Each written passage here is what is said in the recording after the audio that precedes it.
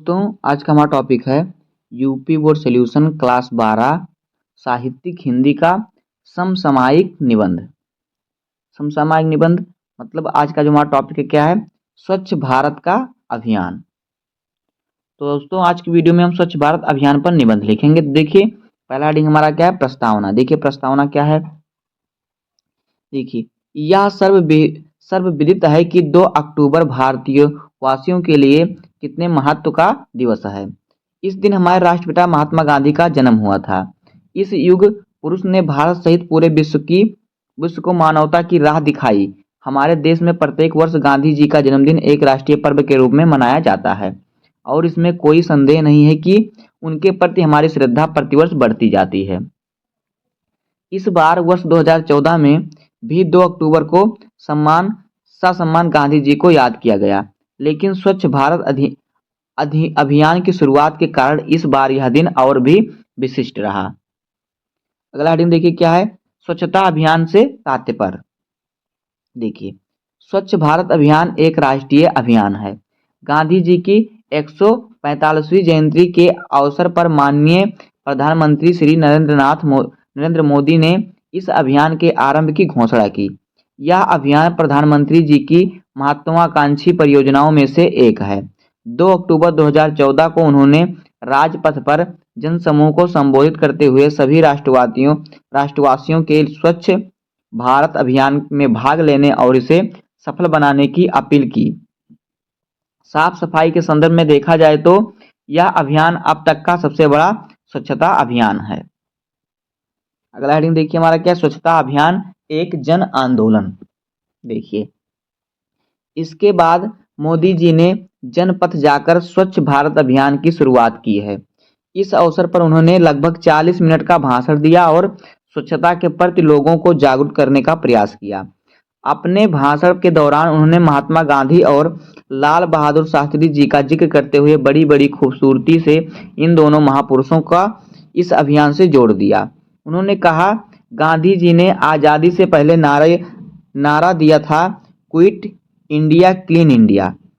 आज़ादी की लड़ाई में उनका साथ देकर देशवासियों ने क्विट इंडिया के सपने तो साकार कर दिए, लेकिन अभी उनका क्लीन इंडिया का सपना अधूरा ही है।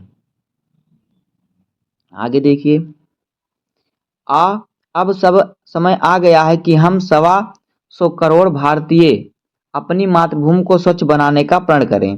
क्या साफ सफाई केवल सफाई कर्मचारियों की जिम्मेदारी है? क्या यह हम सभी की जिम्मेदारी नहीं है? हमें यह नजरिया बदलना होगा। मैं जानता हूं कि केवल एक अभियान बनाने से कुछ नहीं होगा। पुरानी आदतों को बदलने में समय लगता है। यह एक मुश्किल काम है, मैं जानता हूं, लेकिन हमारे पास वर्ष 2019 तक का समय है।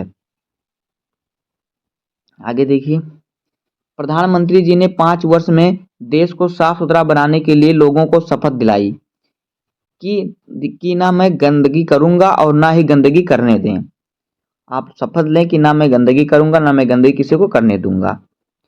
अपने अतिरिक्त मैं 100 अन्य लोगों को साफ सफाई के प्रति जागरूक करूंगा और उन्हें सफाई की शपथ दिलाऊंगा।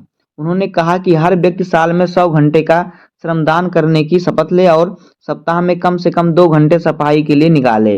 अपने भाषण में प्रधानमंत्री ने स्कूलों और गांवों में शौचालय निर्माण की आवश्यकता पर भी बल दिया।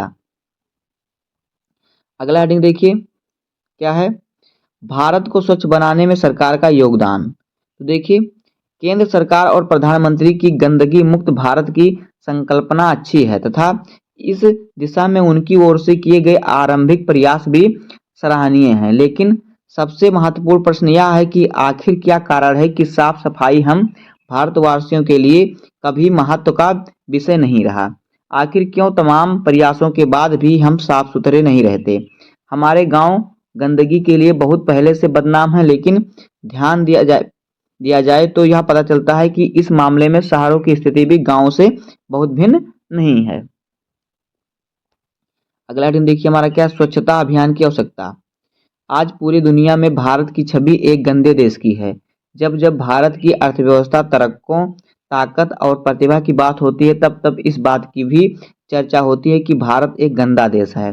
पिछले ही वर्ष हमारे पड़ोसी देश चीन के कई ब्लॉगों पर गंगा में तैरती लाशों और भारतीय सड़कों पर पड़े कूड़े करकट के ढेर वाली तस्वीरें छा रही हैं या छाई हैं। कुछ साल पहले इंटरनेशनल हाइजीन काउंसिल ने अपने एक सर्वे में यह कहा था कि औसत भारतीय घर बेहद गंदे और अस्वस्थकर होते हैं। इस सर्वे में ने कमरों, बाथरूम और रसोई घर की साफ सफाई को आधार बनाया था। उसके द्वारा जारी गंदे देशों की सूची में सबसे पहला स्थान मलेशिया और दूसरा स्थान भारत को मिला था। हद तो तब हो गई जब हमारे ही एक पूर्व केंद्रीय मंत्री ने यहाँ तक कह दिया कि यदि गंदगी के लिए नोबेल पुरस्कार दिया जाए तो सर्तियाँ भारत को ही मिलता है।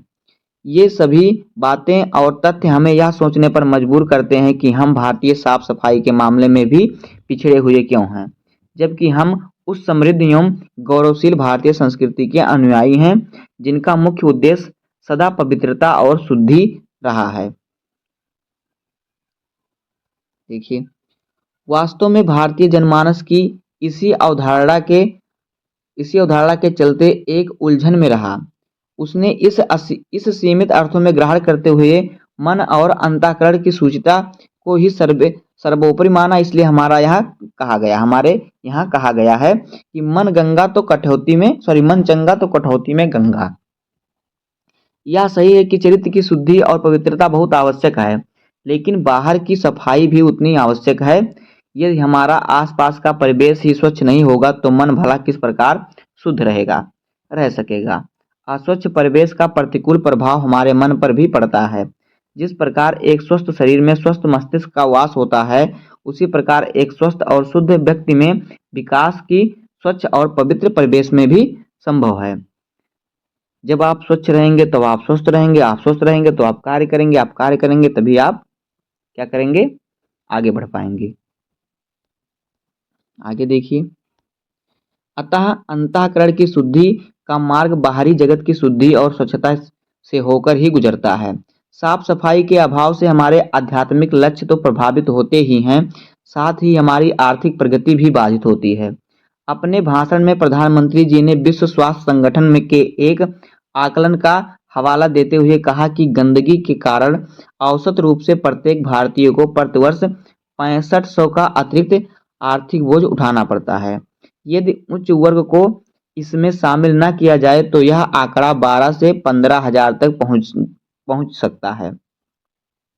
इस तरह देखा जाए तो हम स्वच्छ रहकर भी आर्थिक नुकसान से बच सकते हैं।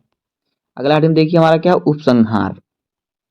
देखिए, कुल मिलाकर सार यही है कि वर्तमान समय में स्वच्छता हमारे देश के लिए एक बड़ी आवश्यकता है।